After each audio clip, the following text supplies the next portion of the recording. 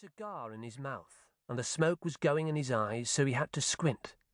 The cigar was bouncing up and down as he talked, and you could see he thought he was Tony Soprano or someone. Everybody looked straight at me when I walked in, because I was the something happening in their boring night shift. Suddenly I felt very light-headed, and my insides were going hot and cold, hot and cold. I'm tall for my age, but everyone staring up at me from their chairs made me feel like some kind of weird giant. The only person not staring at me was Tony Soprano, so I focused on him, and I smiled so they'd all see I was friendly and hadn't come in for trouble. He was chomping on that cigar, working it around with his teeth and puffing away on it so hard his little booth was filling up with smoke.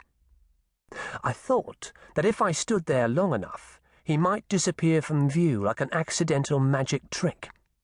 The smoke forced its way through the cracks and joints of his mezzanine control tower. It was making me queasy, so I searched around, still smiling, for something else to look at. That's when I first saw Violet.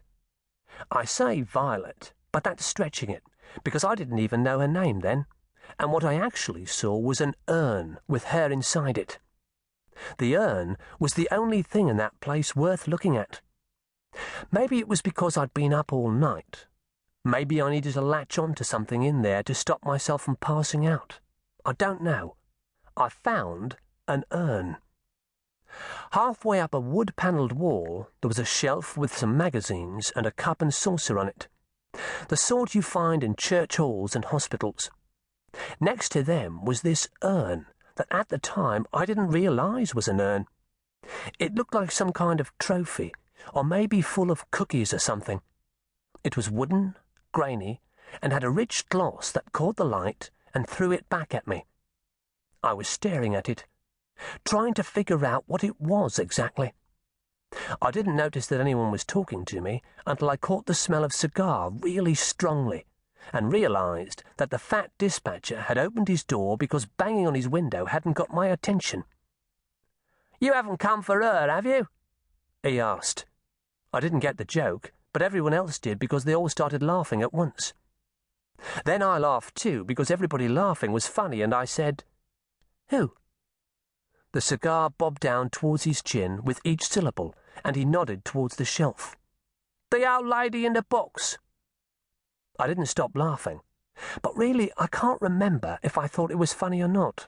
I shook my head, and because I didn't know what else to say, I said, "No, I need a cab to Queen's Crescent, please."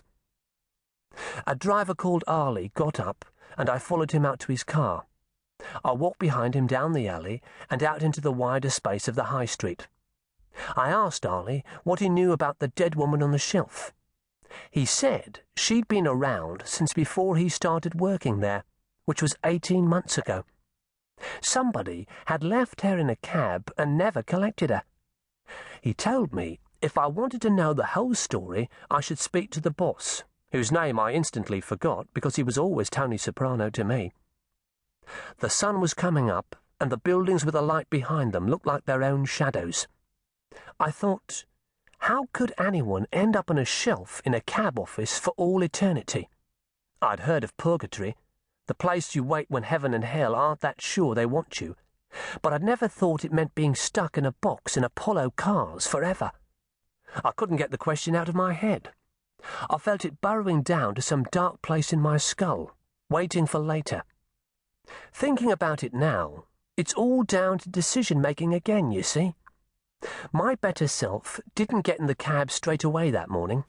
My better self strode right back in and rescued Violet from the cigar smoke, the two-way radio, the instant coffee, and the conversation of men who should have known better than to talk like that in front of an old lady.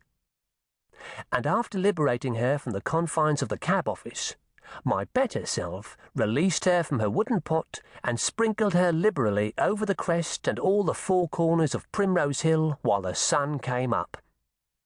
But my real self, the disappointing one, he got in the car with Arlie, gave him directions to my house, and left her there alone.